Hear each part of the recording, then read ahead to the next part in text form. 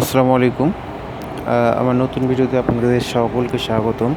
আজকে আমি একটা রোটার শ্যাফট নিয়ে এসেছি। এই রোটার শ্যাফটটার কী প্রবলেম সেটা আপনাদের আজকে দেখাবো। তো ভিউয়ার্স, এই যে আমাদের রোটার শ্যাফট আছে, রোটার শ্যাফটটা মূলত বিয়ারিংয়ের সমস্যা হয়েছিল। এই যে বিয়ারিংয়ের সমস্যা হয়েছিল। আর সেকেন্ড যে সমস্যা হয়েছিল সেটা হচ্ছে যে এই যে চাবির যে ঘাটটা, এই চাবির ঘাটটার সমস্যা হয়েছিল। এই যে চাবির ঘাটটা, এই চাবির ঘাটটাতে আপনারা দেখতে পাচ্ছেন অনেক বড় হয়ে গেছে। মূলত এত বড় না। আর এই থ্রেডেরও সমস্যা আছে। থ্রেড নতুন করে নতুন করে কাটা হবে এবং এইটার বিয়ারিং পয়েন্টে এটা লুজ হয়ে গেছে। এই দেখেন, এই লুজ হয়ে গেছে।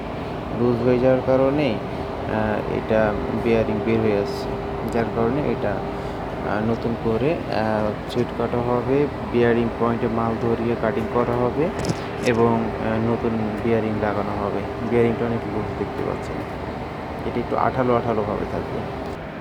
আর এটা হচ্ছে আর্মেচার, যেটা আমরা রোটার শ্যাফট দেখালাম। এই রোটার শ্যাফটের আর্মেচার ঠিক আছে, আর্মেচারের কোনো সমস্যা নাই। এই ছিল আজকের ভিডিও।